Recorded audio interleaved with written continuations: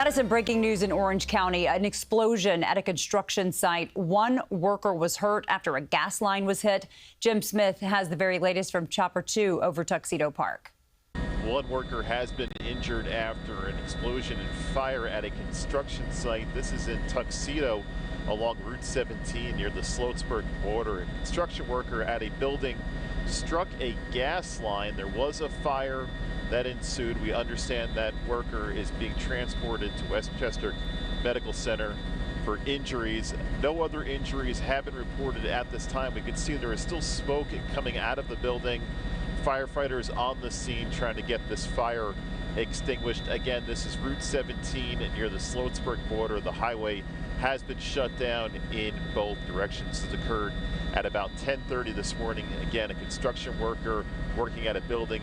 What is being reported this time is that worker struck a gas line. There was a fire. That worker being transported to Westchester Medical Center, and currently the fire department trying to get this fire under control. Jim Smith, CBS News, New York.